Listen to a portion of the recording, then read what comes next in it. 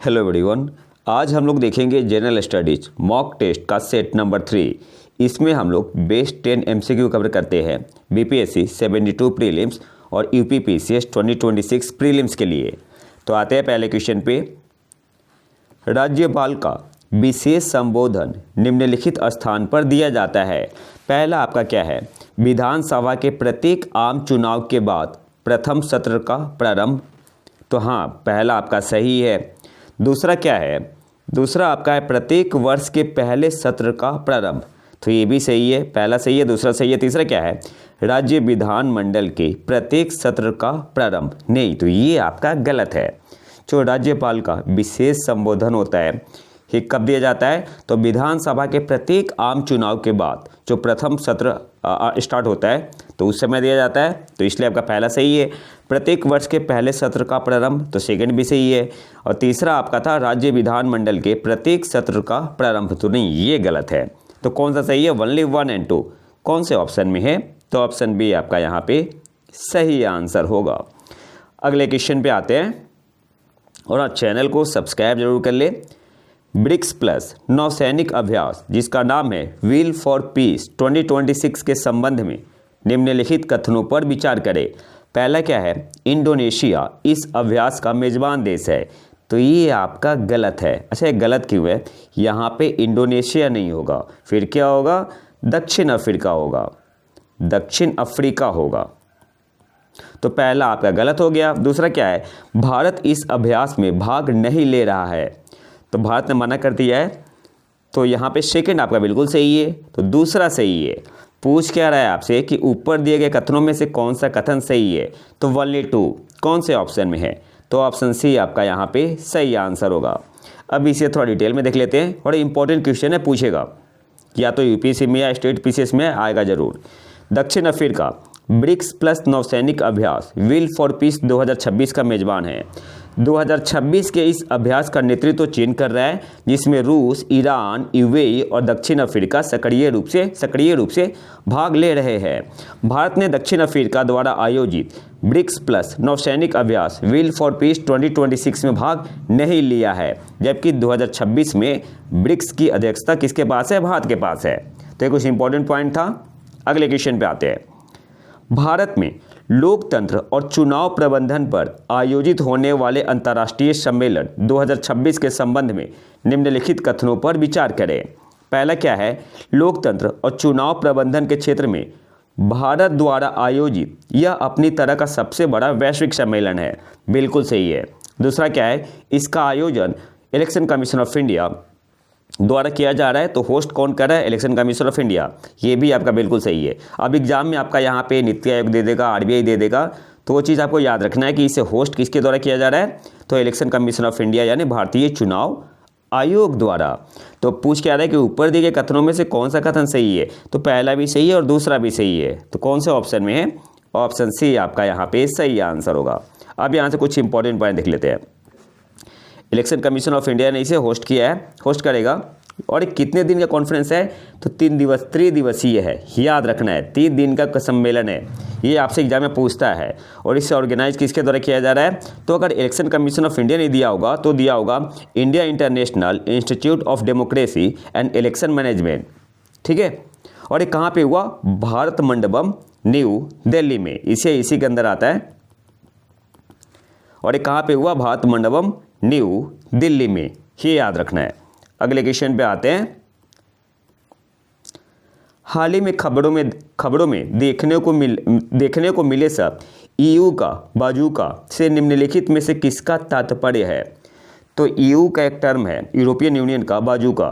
तो पूछ रहा है क्वेश्चन में आपसे कि इसका संबंध किससे है? तो गिवन ऑप्शन में ऑप्शन है आपका यहाँ पे सही आंसर होगा। व्यापार और निवेश उपायों के माध्यम से आर्थिक दबाव का मुकाबला करने के लिए यूरोपीय संघ का एक साधन, एक टूल है। ठीक है, ईयू का एक टूल है बाजूका। और इसका यूज कब होता है? तो व्यापार और निवेश उपायों के माध्यम से आर्थिक दबाव का मुकाबला करने के लिए यूरोपीय संघ का एक साधन है। और अभी तक इसका यूज नहीं हुआ है, अब हो सकता है। क्यों? क्योंकि जो अमेरिका है, यूएसए के प्रेसिडेंट है डोनाल्ड ट्रंप, वो ग्रीनलैंड को कब्जाना चाहते हैं। तो जो यूरोपियन कंट्री विरोध कर रहे हैं तो उन पर टैक्स लगा रहे हैं। ठीक है। राष्ट्रपति ने फरवरी से उन देशों से, किन देशों की बात हो रही है, जो विरोध कर रहे हैं, अमेरिका में आयात होने वाले सामानों पर 10% शुल्क लगाने की धमकी दी है। जो सेना भेज रहे हैं, जो ग्रीनलैंड में सेना भेज रहे हैं, जैसे France, Germany, Sweden, Finland, Netherland, Denmark और गैर यूरोपीय संघ के सदस्य ब्रिटेन और नॉर्वे। तो इसी में आपका एक टर्म आता है ईयू का, बाजूका, और इसे और किस नाम से जानते हैं, तो यही यूज करेंगे ईयू वाले, यूरोपियन यूनियन वाले। और बाजूका को और किस नाम जानते हैं, ये याद रखना है, एंटी कोएडिशन इंस्ट्रूमेंट। इसको और किस नाम जानते हैं, तो एंटी कोएडिशन इंस्ट्रूमेंट, ये भी आपको याद रखना है, इंपॉर्टेंट है। अगले क्वेश्चन पे आते हैं। C.K सेल ब्रॉडकास्ट सॉल्यूशन के संदर्भ में निम्नलिखित बातों पर विचार करें। यह एक स्वदेशी आपदा और आपातकालीन चेतावनी मंच है, बिल्कुल सही है। दूसरा है यह 2G, 3G, 4G और 5G तकनीकों को सपोर्ट करता है, ये भी सही है। यह 2G, 3G, 4G और 5G तकनीकों को सपोर्ट करता है, आगे 6G का भी कर सकता है। तीसरा क्या है, यह 21 भारतीय भाषाओं के समर्थन के साथ भौगोलिक रूप से लक्षित बहु खतरा अलर्ट सक्षम बनाता है, तो तीसरा भी सही है, तीसरा भी आपका सही है। पूछ के आ रहा है कि उपरोक्त कथनों में से कौन से सही है, पहला भी सही है, दूसरा भी सही है, तीसरा भी सही है, तो कौन सा ऑप्शन सही होगा, ऑप्शन डी आपका यहाँ पे सही आंसर होगा।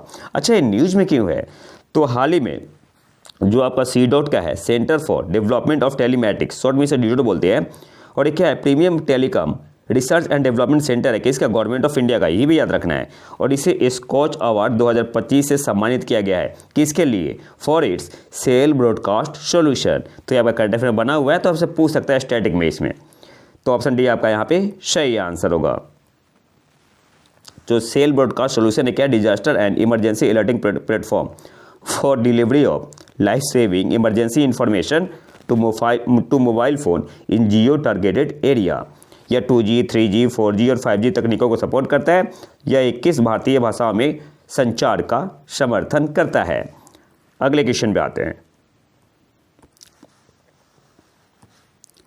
निम्नलिखित में से कौन सा भारत में संचालित क्रिप्टो करेंसी एक्सचेंजों के लिए एकल बिंदु नियामक सिंगल पॉइंट रेगुलेटर है, तो कौन सा है, FIU फाइनेंशियल इंटेलिजेंस यूनिट, वित्तीय खुफिया इकाई, तो ऑप्शन बी आपका यहाँ पे सही आंसर होगा। निम्नलिखित में से कौन सा भारत में संचालित क्रिप्टो करेंसी एक्सचेंजों के लिए सिंगल पॉइंट रेगुलेटर है, तो FIU financial intelligence unit, option B आपका यहाँ पे सही आंसर होगा। अच्छा, ये न्यूज़ में क्यों बना हुआ है, तो जो भारत का आपका फाइनेंशियल इंटेलिजेंस यूनिट है, तो जो इलीगल एक्टिविटी होता है in the digital asset market, तो इसको खत्म करने की कोशिश कर रहा है कौन, FIU फाइनेंशियल इंटेलिजेंस यूनिट। और इसके लिए FIU ने अनवील किया है न्यू एंटी मनी लॉन्ड्रिंग और नो योर कस्टमर प्रोटोकॉल। अगले क्वेश्चन पे आते हैं। निम्नलिखित में से कौन सा देश बाल्टिक सागर से सटा हुआ है, जर्मनी बिल्कुल है, सटा हुआ है जर्मनी। इसके अलावा एस्टोनिया भी सटा हुआ है, स्वीडन भी है, नहीं बेलारूस नहीं है, और UK नहीं है। तो पूछ क्या रहे कि नीचे दिए गए कोड का उपयोग करके सही उत्तर चुने, तो 1, 2 और 3 कौन से ऑप्शन में है, ऑप्शन सी आपका यहाँ पे सही आंसर होगा। बाल्टिक सी 9 देशों के साथ सीमा बनाता है, Denmark, Sweden, Finland, Russia, Estonia, लतविया, Lithuania, Poland और जर्मनी। अगले क्वेश्चन पे आते हैं। केंद्रीय सूचना आयोग के संबंध में निम्नलिखित कथनों पर विचार करें, शॉर्ट में से बोलते हैं CIC, और एक होता है आपका SIC स्टेट इंफॉर्मेशन कमीशन। तो यहाँ पे क्वेश्चन है केंद्रीय सूचना आयोग के संबंध में निम्नलिखित कथनों पर विचार करें। पहला क्या है, यह एक संवैधानिक निकाय है, गलत है, ये आपका वैधानिक है, वैधानिक निकाय है, तो पहला गलत हो गया। दूसरा क्या है, केंद्रीय सूचना आयोग में एक मुख्य सूचना आयुक्त और अधिकतम 10 सूचना आयुक्त होते हैं, तो बिल्कुल सही है, दूसरा भी आपका सही है।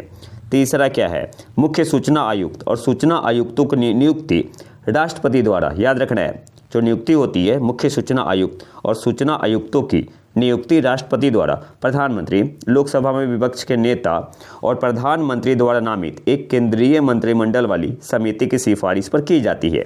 तीसरा सही है, तो पहला गलत है क्योंकि वैधानिक निकाय है, दूसरा सही है, तीसरा सही है। तो पूछ क्या रहा है कि ऊपर दिए गए कथनों में से कौन से कथन सही है, तो ओनली 2 और 3 कौन से ऑप्शन में है, ऑप्शन बी आपका यहाँ पे सही आंसर होगा। बाकी यहाँ डिटेल में दिया हुआ है, आप पीडीएफ में देख सकते हैं। मैं टेलीग्राम चैनल प्रतीक IQ करंट अफेयर्स न्यू पे डाल दूंगा। और अभी प्रेजेंट में चीफ इंफॉर्मेशन कमिश्नर कौन है? तो राजकुमार गोयल। ये नाम भी एग्जाम में पूछ सकता है आपसे, ठीक है, तो ये नाम आपको याद रखना है। प्रेजेंट में चीफ इंफॉर्मेशन कमिश्नर कौन है? राजकुमार गोयल। अगले क्वेश्चन पे आते हैं। स्थानीय और स्वदेशी ज्ञान प्रणाली, local and indigenous knowledge system, short में से बोलते हैं लिंक्स, LINKS, कार्यक्रम निम्नलिखित की पहल है। तो किस संस्था की पहल है? लिंक्स प्रोग्राम, तो यूनेस्को की। ऑप्शन है आपका यहाँ पे सही आंसर होगा। इसके अलावा आपसे लिंक्स का फुल फॉर्म भी पूछ सकता है। Local and indigenous knowledge system, Hindi में क्या बोलेंगे? स्थानीय और स्वदेशी ज्ञान प्रणाली। यूनेस्को का स्थानीय और स्वदेशी ज्ञान प्रणाली यानी लिंक्स कार्यक्रम स्वदेशी लोगों और स्थानीय समुदायों को एक समग्र ढांचे के भीतर उनकी ज्ञान प्रणालियों के महत्व का अध्ययन करने और उसे व्यक्त करने में सहायता करता है। हालांकि सब ज़्यादा इंपॉर्टेंट है नहीं, बस इतना याद रखना है कि जो लिंक्स कार्यक्रम है किसका है? यूनेस्को का है। Links stands for local and indigenous knowledge system, इतना काफ़ी है। अगले क्वेश्चन पे आते हैं। क्योटो प्रोटोकॉल के संदर्भ में निम्नलिखित कथनों पर विचार करें। यह 1997 में लागू हुआ था, ये गलत है। देखो, ये आपका लागू हुआ था 16 फरवरी 2005 में और एडॉप्ट किया गया था आपका 11 दिसंबर 1997, तो इसलिए पहला गलत है। क्योटो प्रोटोकॉल केवल विकसित देशों पर ही बाध्यकारी है, बिल्कुल सही है। तीसरा क्या है? किगाली समझौता क्योटो प्रोटोकॉल का सक्सेसर है यानी उत्तराधिकारी है नहीं, ये आपका किगाली समझौता नहीं होगा, पेरिस एग्रीमेंट है, पेरिस समझौता है। तो तीसरा भी गलत हो गया, पहला भी गलत है, दूसरा केवल सही है। तो पूछ क्या रहे कि उपरोक्त ऊपर दिए गए कथनों में से कौन से कथन सही है? तो ऑप्शन डी 1-2। अब थोड़ा डिटेल में देख लेते हैं इसे। क्योटो प्रोटोकॉल को 11 दिसंबर 1997 को अपनाया गया था, लेकिन जटिल अनुसमर्थन प्रक्रिया के कारण यह 16 फरवरी 2005 को लागू हुआ। वर्तमान में क्योटो प्रोटोकॉल के 192 पक्षकार है। तो पहला स्टेटमेंट गलत हो गया आपका।